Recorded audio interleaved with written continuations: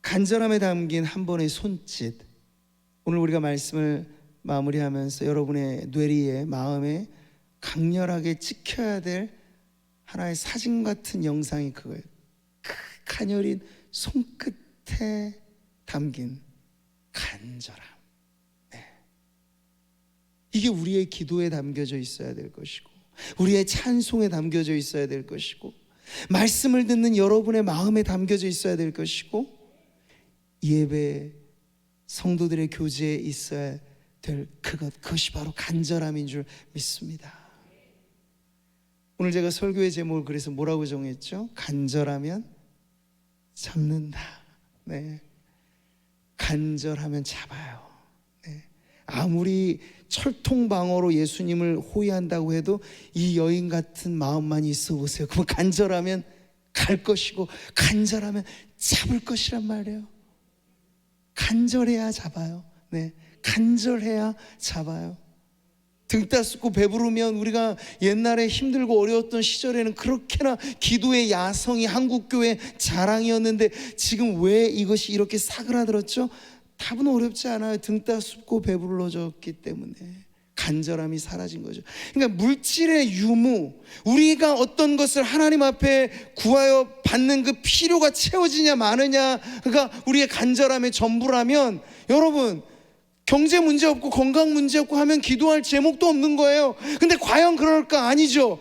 우리의 영혼이 주님을 향하여 간절한 까닭은 단순히 우리의 물질, 질병으로부터의 우리의 건강, 이것만이 아니고, 우리의 영혼은 주님을 만나야만 살고, 우리의 영혼은 그 입에서 들려지는 말씀을 먹어야만 살고, 그래서 사람이 떡으로만 사는 존재면 모를까? 떡으로만 사는 존재가 아니기 때문에, 여러분, 우리의 삶의 형편의 어떠함에 좌우되는 게 아니라, 다른 사람들이 나를 봤을 때 모자람이 없어 보인다 할지 몰라요. 그래도 우리의 영혼은 언제나 하나님을 향하여 마른 땅처럼 간절하게 주님을 찾아야 될 줄 믿습니다. 그게 신앙이에요. 네. 간절함이 빠져있는 신앙을 말씀드리자면 안고 없는 찐빵이라, 네. 소리만 요란한 빈 수레라, 이럴 수 있어요. 간절함이 우리의 신앙을 아주 묵직하게, 하나님 앞에 우리의 존재감을, 우리의 이름 석자가 하나님 앞에 아주 반짝반짝 빛나는 그런 존재로 만들어 줄 것입니다. 오늘 기도의 자리에 나온 성도님들, 저와 여러분 모두에게 문제는 있습니다. 근데 저는 그 문제를 묻기보다 이 질문을 하고 싶어요. 간절함도 있으십니까? 간절함도 있으셔야 돼요. 문제만 가지고는 변별력이 없어요. 왜요? 세상 천재 다 문제투성이니까. 문제가 우리를 드러내주는 게 아니고 간절함이 우리를 드러내줍니다. 그러니 오늘 이 말씀을 붙잡고 여러분 기도의 자리에 나아갈 때 이 여인의 손끝이 여러분의 마음이 되시길 바라고, 나도 간절합니다, 나도 그렇습니다, 주님 나도 이 문제 때문에 주님 앞에 나아가고 있습니다, 이런 간절함으로 주님의 옷자락 붙잡듯 주님과의 만남이 있는 오늘 이 밤 되시기를 주의 이름으로 축복합니다. 그럴 때 오늘 이 밤이 우리의 역사의 밤이 될 것입니다.